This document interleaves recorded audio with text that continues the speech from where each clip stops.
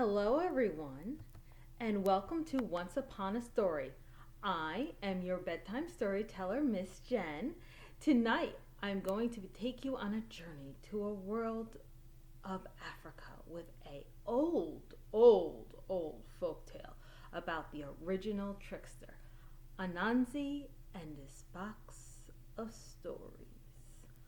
Our story starts a long time ago. So long ago, in fact, that people didn't even have stories. They just sat around their fires at night, bored and restless. Anansi wondered what he could do to liven things up. He rather liked people, being one himself sometimes. I know! Stories! He knew that all the stories were kept in a beautiful wooden box by Naomi, the sky god. Anansi spun a long, beautiful silken thread and he scampered up to the heavens. He bowed low to the sky god. Oh, Anami, great and wise god of the sky, I wish to have your box of stories to take back to the people.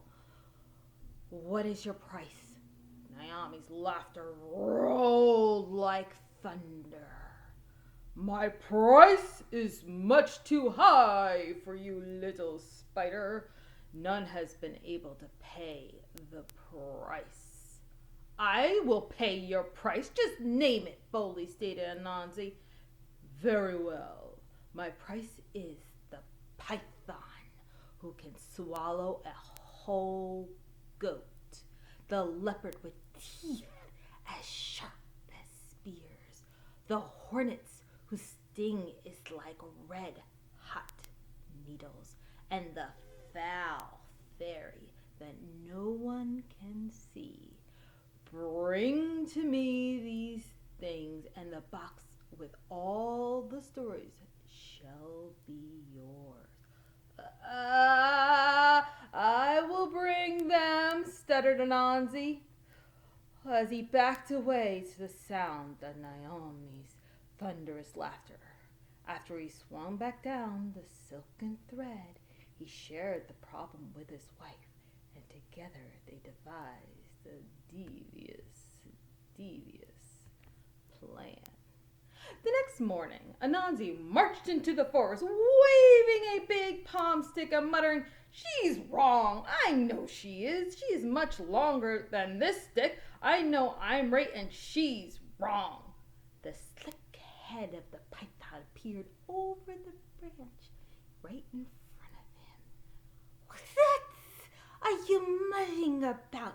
Hissed the python. It is my wife. She declares that you are shorter than this palm stick, but I say that you are certainly longer. I don't know how to prove that I'm right, though. It's easy, silly spider. Just lay your stick on the ground and I will lie beside it. The python had difficulty keeping his coils stretched out straight. Let me use my silk to keep you fastened to the stick, suggested Anansi, and he tied him to the palm stick again and again and again and again until he was fully bound. Anansi then brought the python who could swallow a goat before the sky god. Next, Anansi dug a deep hole in the leopard's nightly path to the watering hole. When it was so deep, even the leopard couldn't escape, he carefully laid sticks across the hole and covered them with leaves and earth.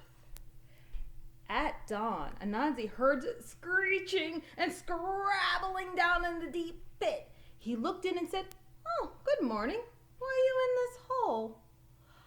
I have fallen in a trap, silly spider, snarled the leopard. Help me to get out. He tied the top of a willow tree to a silken thread and offered it to the leopard. Wind this around your tail.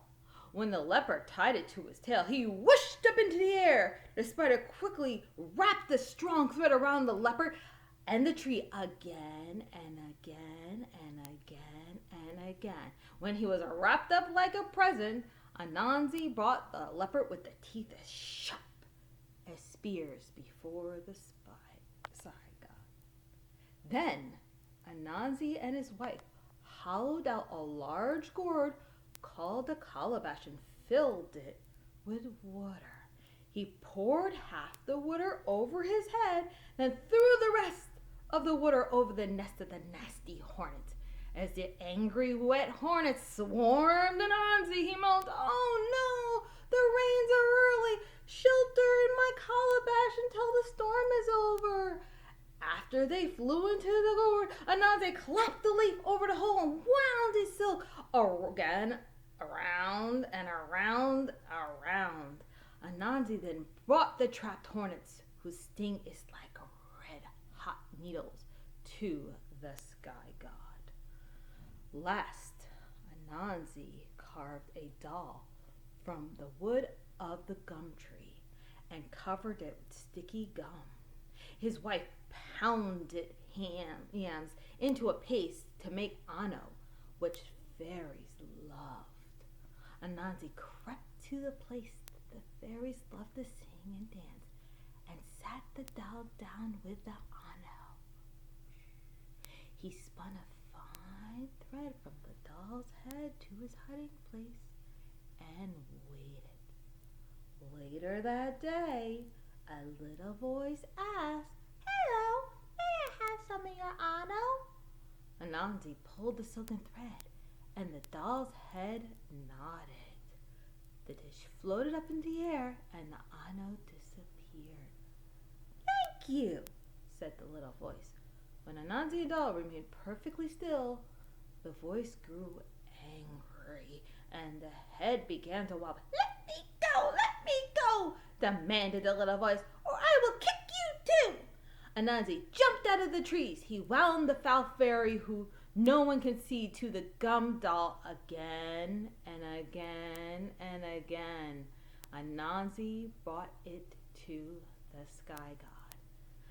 The sky god stood and said, "Praise Anansi, for he has paid the price for the box of stories.